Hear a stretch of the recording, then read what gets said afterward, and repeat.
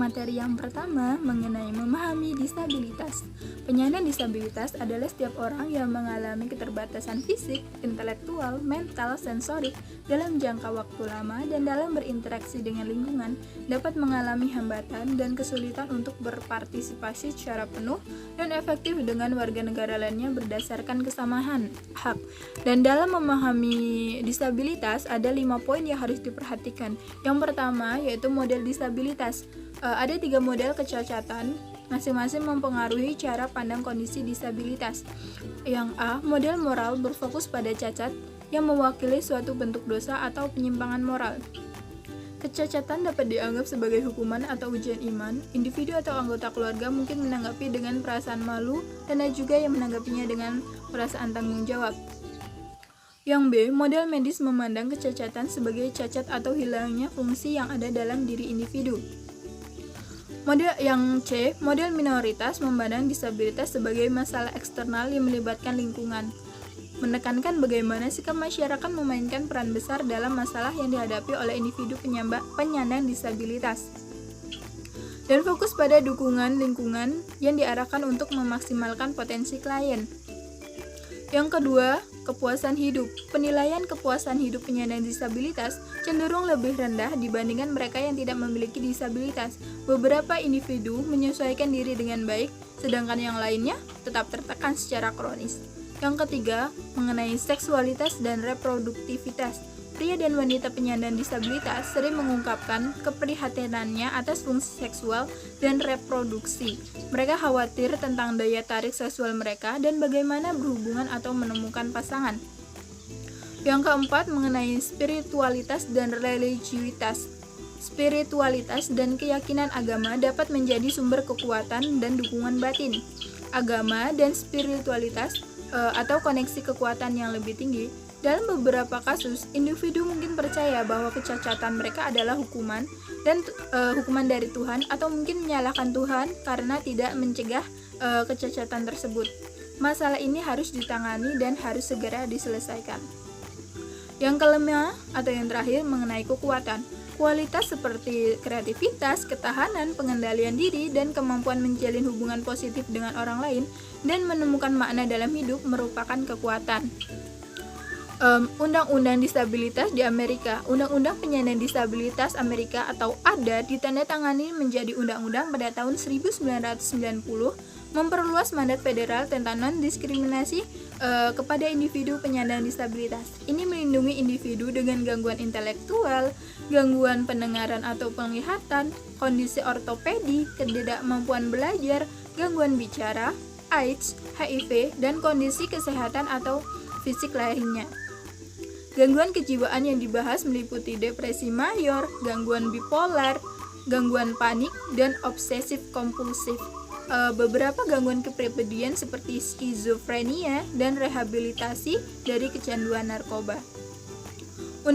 Undang-undang ini dibuat untuk mengatasi agar penyandang disabilitas tidak lagi merasa terisolasi, tak menjadi sasaran pengucilan, tidak ditempatkan di status inferior, memiliki jalur hukum, serta untuk mensetarakan kesempatan, partisipasi, dan kemandirian ekonomi. Materi selanjutnya akan disampaikan oleh rekan saya. Baiklah, materi yang selanjutnya C, tantangan khusus untuk penyandang disabilitas. Tantangan khusus yang sering dihadapi oleh individu penyandang disabilitas yaitu prasangka dan diskriminatif. Ableism, praktik diskriminasi yang umum di mana individu tanpa disabilitas disukai atau diberikan perilaku istimewa, sehingga menyiratkan bahwa mereka yang memiliki disabilitas entah bagaimana inferiornya.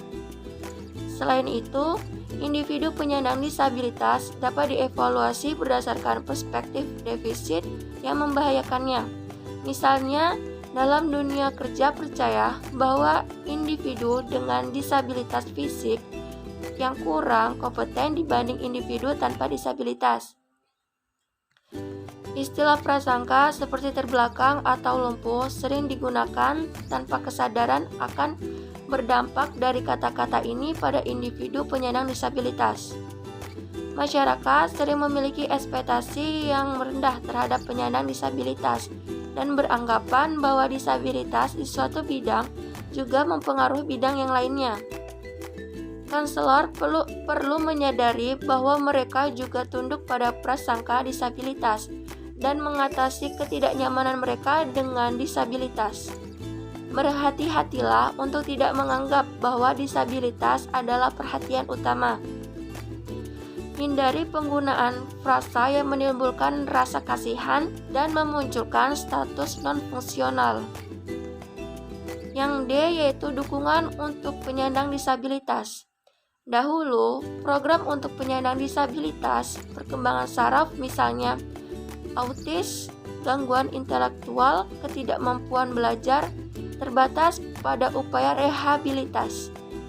Dalam bantuan memaksimalkan potensi dan mengembangkan keterampilan hidup mandiri.